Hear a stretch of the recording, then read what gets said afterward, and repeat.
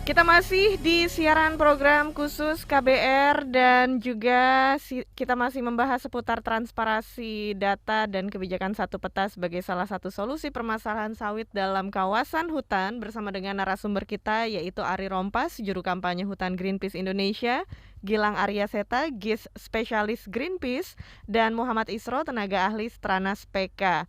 Dan buat Anda yang ingin bergabung, silahkan menghubungi telepon bebas pulsa ya di 0800 245 7893. Baik, ini kita sekarang sudah ada di sesi terakhir. Bang Rio, mungkin bisa disampaikan solusi ke depannya seperti apa terhadap permasalahan sawit, terutama yang ilegal ya dan berada di dalam kawasan hutan. Silakan Bang Rio.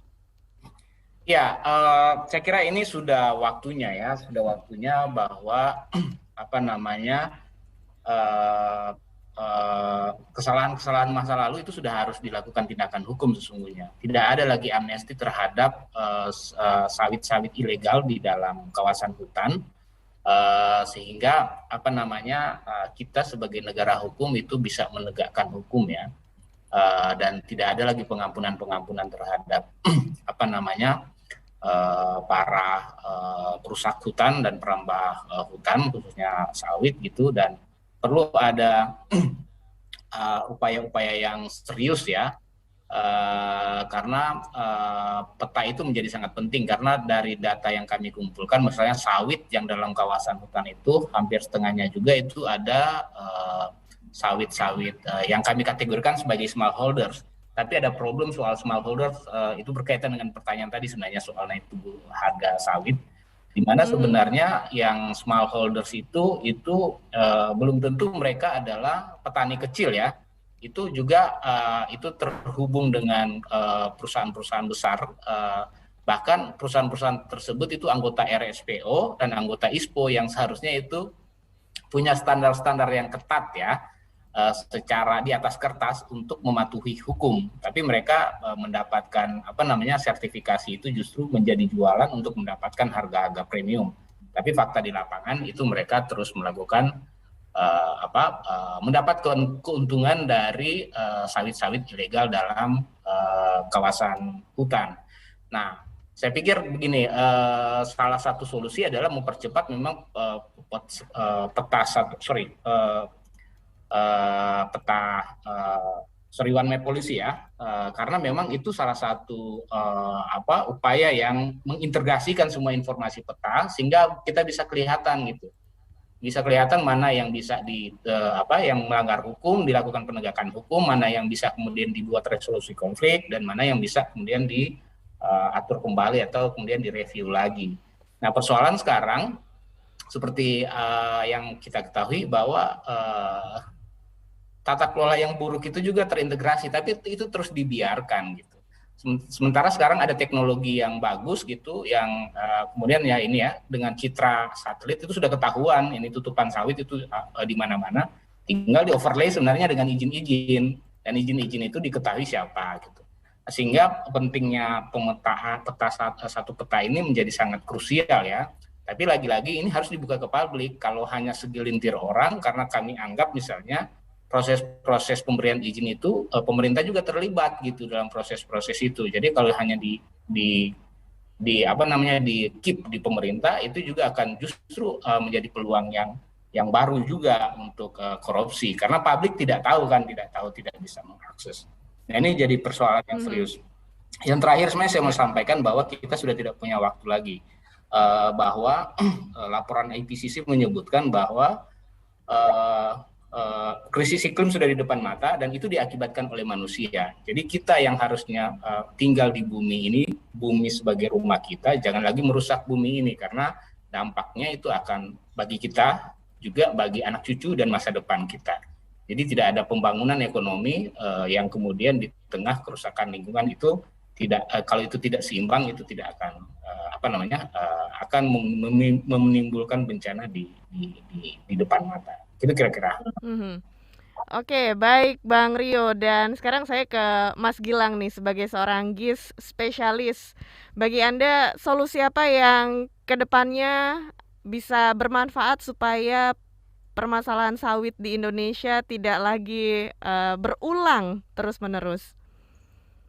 Ya, makasih Mbak Ines. Jadi sebenarnya yang perlu kita dorong untuk pemerintah itu untuk membuka akses data ke publik, terutama dalam format yang bisa dianalisis.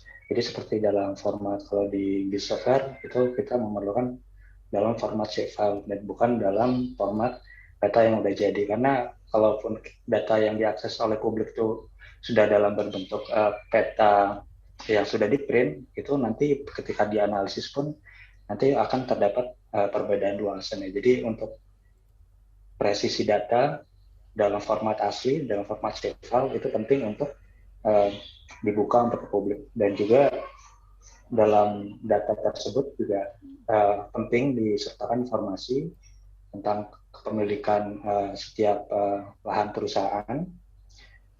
Jadi bisa dapat dianalisis juga dengan data-data yang lain, ya, seperti data-data yang sudah banyak kita kumpulkan ya.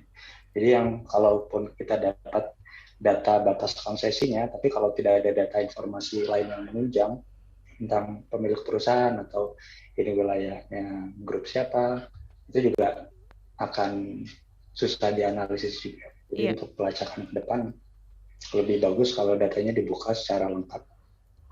Oke, baik. Kalau Bang Isro mungkin bisa menambahkan sedikit saja langkah yang bisa diambil sebagai solusi dalam permasalahan sawit di Indonesia. Saya rasa seluruh pemerintah daerah yang di arealnya ada sawit itu udah wajib untuk melakukan evaluasi. Sebenarnya di regulasi-regulasi kita sudah mewajibkan ya, cuma tidak dijalankan. Dari temuan kami di pilotingnya Stranas, ternyata kita mau bikin kebijakan satu peta, tapi ternyata pemerintah daerah tidak memiliki data SK-nya, SK izinnya gitu, baik itu ILOK maupun IUP gitu ya. Kemudian tidak ada lampiran yang memuat petanya, jadi tebak-tebak buah manggis gitu ya. Ini di mana? Nah, bagaimana kita menuju tadi yang seperti Mas Gilang bilang, save file-nya, save file-nya dari mana kalau SK dan lampirannya nggak ada? Jadi yang ada ngarang gitu ya. Seringkali malah menggunakan peta kerja perusahaan dijadikan sebagai peta digital. Ini kan jadi masalah gitu ya. Dan ternyata ketika di-overlay dengan yang lainnya, ini jadi tumpang tindih. Saya rasa ini evaluasi menyeluruh terkait perizinan perkebunan sawit harus segera dilakukan sehingga terlihat nanti perusahaan-perusahaan mana yang memang bandel, ya kita nggak segan-segan untuk tadi izin dicabut, kemudian masuk ke ranah penegakan hukum kalau memang ada aturan-aturan yang dilanggar gitu ya. Kemudian baik. Karena memang kalau dari data tutupan sawit dengan jumlah izinnya itu sangat timpang gitu ya. Artinya bisa jadi dia sawit ilegal atau bisa jadi dia sawit rakyat. Nah ini yang memang juga harus dibenahi, dan saya sepakat dengan Bang Rio bahwa banyak menimbulkan nggak ada yang membangun ekonomi di tengah kerusakan lingkungan. Itu Mbak Ines. Betul. Baik, makanya kita harus melakukan pembangunan yang selaras juga dengan kelestarian alam kita. Baik, terima kasih saya ucapkan kepada Bang Rio, Bang Isro, dan juga Mas Gilang sudah berbincang-bincang di program khusus KBR. Dan karena waktu yang terbatas, mohon maaf kita harus sudahi siaran kita sampai di sini, dan saya juga ucapkan terima kasih kepada Anda yang sudah mendengarkan siaran program khusus KBR. Saya Ines Nirmala pamit undur diri. Terima kasih atas kebersamaan Anda. Sampai jumpa lagi. Salam.